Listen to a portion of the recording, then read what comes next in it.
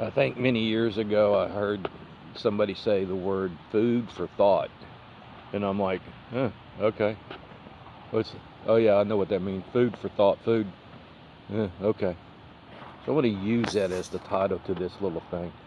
Now, this is for those that ponder what the hell's going to happen to America. Now, most people don't ponder that. They talk about it. Now, well, here's what's going to happen, man. All the goddamn Republicans are going to, and then the damn Democrat. All right, here's your 3 minute what you may want to start looking into. So number one, obviously, over the last 40 years, at least from my point of view, and I'm 67 and I'm an economics major and all that sort of shit, I've watched America grow big time, big industry wise. I mean, if you get started as a company like Google, Walmart, Nike, whatever, Apple, if you work it smart and right, it becomes huge. And with huge comes big money. Big money buys you into politics and you continue to grow. So you will eventually dominate the world, whatever those companies are. Some of them will fail. I was 55 when the largest telecommunications company failed after 103 years.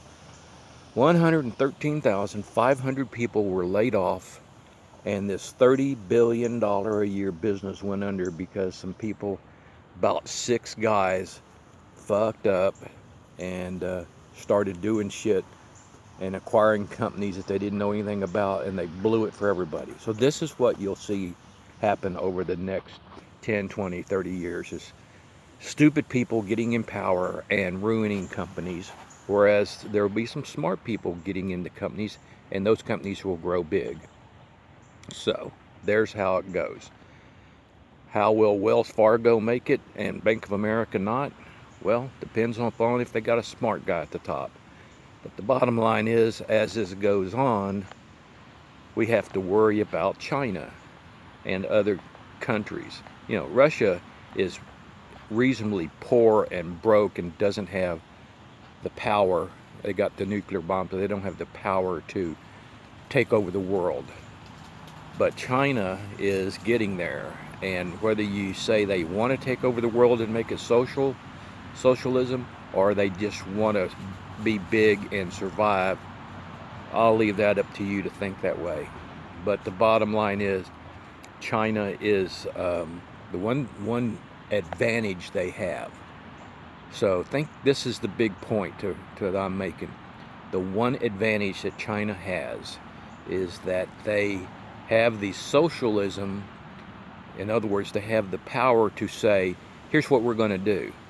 So sit down, shut up, and make the widgets, or here's our policy, and here's what we're going to do. We're going to make a whole bunch of airplanes, and we're going to make a whole bunch of widgets. Whereas here in America, our democracy, and I'm not knocking democracy, but this is the negative of democracy, because democracy is great, man. Don't get me wrong. That's what we all want. I mean, that's fair. It's good for everybody evenly. That's democracy. But the one negative of democracy is, while we all want fairness, we all get to point our fingers at the other person, and we can rightfully do it, but we can morally or immorally make decisions that affect the rest of us.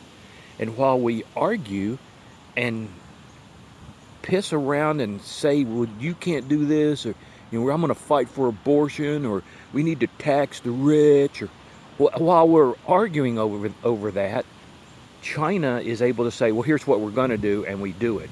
It's as if they're on a string to the finish line and they don't vary from it. This is our problem. Now, no, I'm not going to give you the solution, because hell, that's quite complex. But here's what you can look forward to in the future.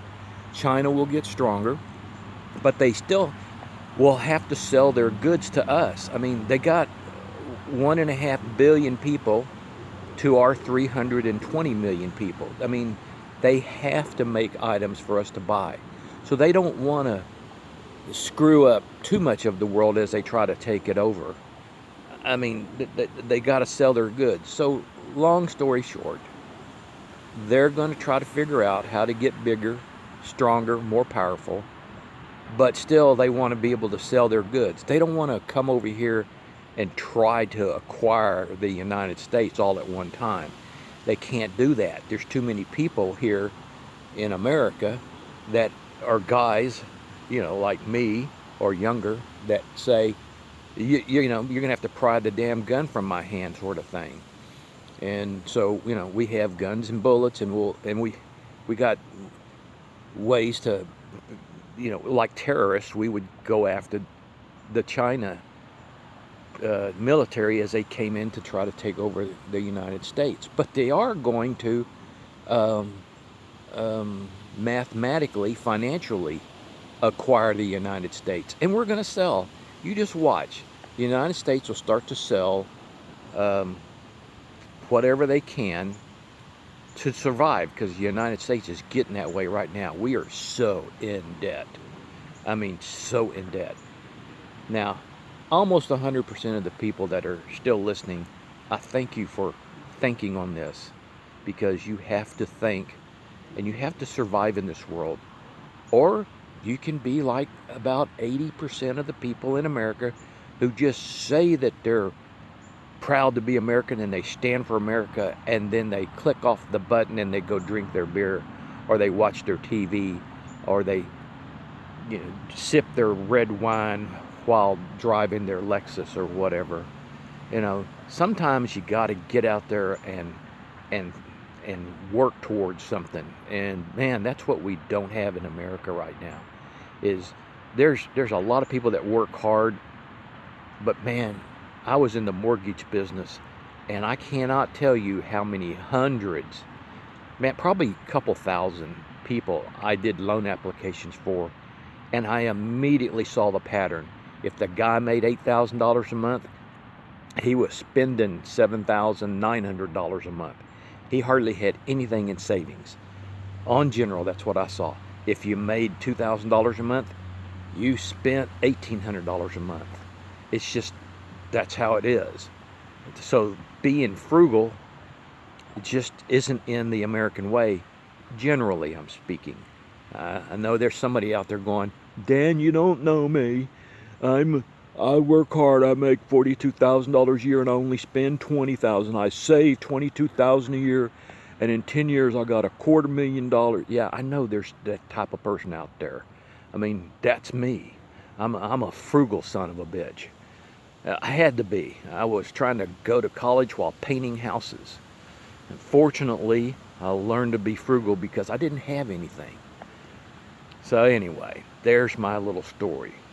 And I took up about 8 minutes, and there's probably only one person listening after 100 clicked on this. Because who gives a shit, right?